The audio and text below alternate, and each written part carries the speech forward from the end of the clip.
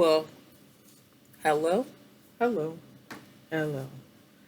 I am having a peaceful moment painting a still life.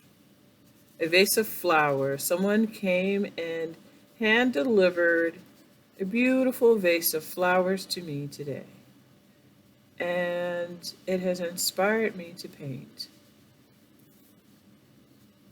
So I want to show you how I did this because the finished product is this watercolor painting. I used crayon to draw. I added a shadow beneath the vase. As you can see right here in the corner of your screen, I have flowers, real life carnations here. So let me move this out of the way and prepare to show you how I did this. This vase of flowers, carnations, beautiful carnations. I only have one pink in here. One pink. I have a lot of red and red violet and a few white, and they're all mixed together in this vase, different heights, different sizes. I think I want to put the pink in the middle now that yeah, so we can see it better. It was hiding a minute ago. I didn't know I had pink. Okay, that's enough of that. All right. Flowers, flowers make me happy. Okay, so I'm going to use the same colors pretty much that I used for my that I have on my vase to use for my drawing. I'm going to use green and red violet and maybe some white and maybe some black here because the white flowers are going to need to show up, and blue for my table. Okay, let's get started. I'm going to start with drawing the vase. The vase is, I'm going to use a green crayon. I'm going to find the center of my piece of paper. So let me move this so I can get, okay. So the center of the paper is here. I'm going to start there and I'm going to make a line almost all the way down to the bottom of the page. But before I get to the bottom, I'm going to stop and make a line that ends and intersects right here for the bottom of the vase. And here at the top, I'm going to make another line for the opening, the top of the vase. Let's see, I might need to make this line a little bit longer so they match better. This looks like a letter I, doesn't it? Sometimes I will make the remark to students when I'm teaching that if you know how to write your letters and draw your shapes, I can teach you just to draw just about anything. And that sort of goes with what we're doing here today. I'm going to make this line darker and this one too. They'll show up better for viewers on camera. Shows up better on your screen. Okay, now I'm going to do the neck of this vase and it's going to curve inward.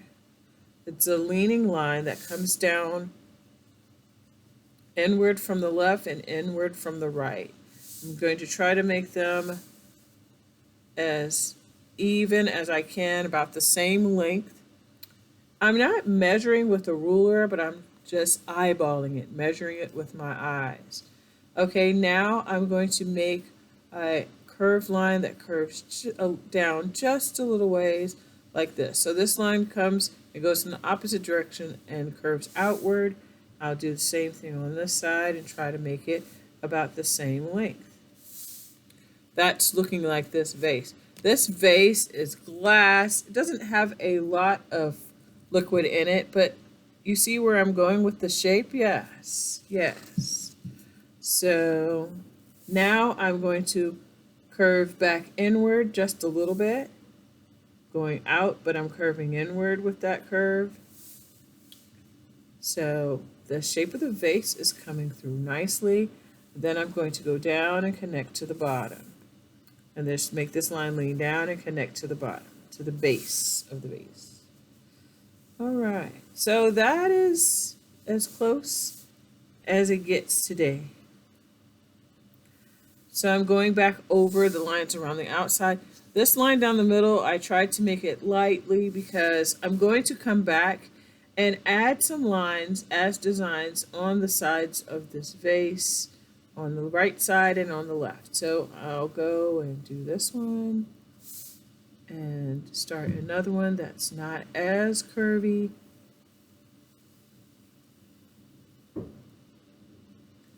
And as you're drawing this, you'll see, make them less and less curvy. You'll see it just makes the vase look a little bit more like it has a form. All right, do the same thing on the other side.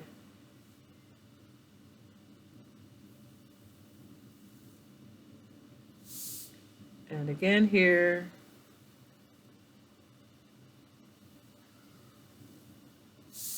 And again. Now I think I could do it, fit one more on this side. And there we go. Voila. So now it looks, the form, it looks like it bulges here where it does actually curve out. Using my crayon, I'm just going to add a little bit of color here because I can see that it's darker there underneath this, the opening right here. It looks brighter than right here around the neck. And then around the bottom, it's a little darker too, so I'm going to put a little there and a little there to create the look of a vase that has roundness to it. And then right about here, there is some highlights. So I'm going to use a white crayon and add a few highlights there. And a few highlights on the edge of the vase right here where I can see them. So you can do the same thing so you can get similar results. All right, my tabletop is sort of blue, so I'm going to use blue. And right here on the side of the vase, I'll make a line right here to the edge of the paper so it shows that my vase is sitting on a surface. Sitting on my desk, sitting on a surface. And then the wall behind has some posters and things that I hung for information, but I'm not going to paint all that in the background. I'm just going to pretend that's not even there for this drawing. I'm moving this down a little bit so you can see how we are going to add these flowers. The pink one, I put it in the middle, so I'm going to start above the vase, right about here in the middle, with the pink flower. I'm starting with like a bumpy line, a wavy line to do this carnation. These carnations are so beautiful.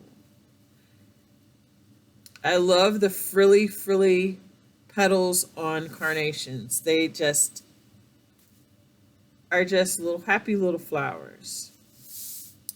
Next, I'll add a few red ones and then a few red violet and white too. So there's a red one here that's really close. And so there will be some flowers that'll be in front and some that will be behind, and that's okay. So I'll add one that's sort of behind, and I'm adding these lines that are bumpy and wavy. And that's one of the things I say a lot. If you can draw different kinds of lines and write your alphabet and use shapes, you can learn to draw just about anything. Because you can apply some of the same techniques for writing the letters or drawing the shapes for making things, drawing things that you want to. I don't know what happened to this wrapper, don't ask me. I can't tell you. All right, so there's one with the red, violet, and white, and those are really pretty. There are so many different color varieties of carnations out there. And there's one sort of behind here, so I'm going to add that one. And here, The carnations are just the easiest to draw. Look at how easy that is. And that does look like a little carnation. Look. Oop. See that? Beautiful. Same concept. All right, let's see. Over here, more. I think I have the most of this color in the vase. Only one little pink one is in there. A few red, and a few that are just plain white. And then I have, there's another one back here. So I'm going to go behind the pink. And there you go. And only like 2 white ones. So I'm going to use this black crayon to get this one in here. And there's one over here.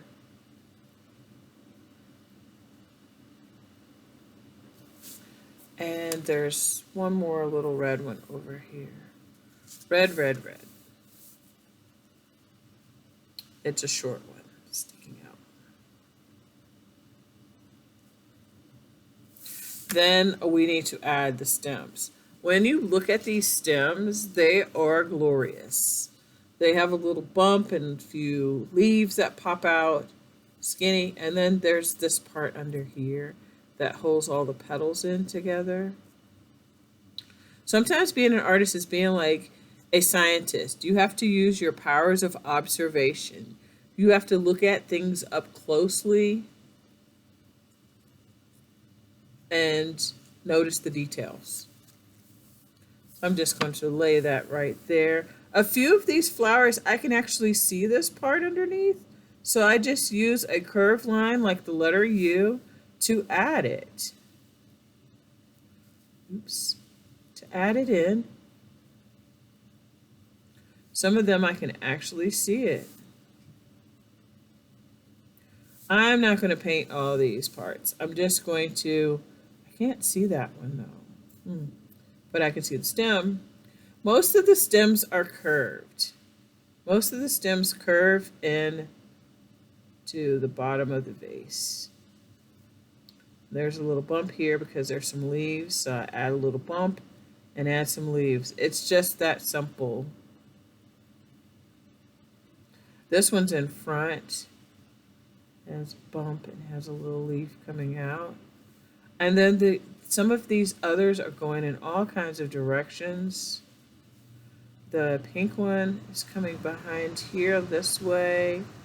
They're not all going straight down the same direction. And then there's a little bit of green here. This white one, oh, it comes up this way, behind. And there's another couple of stems for the pink and the violet back there that are in there.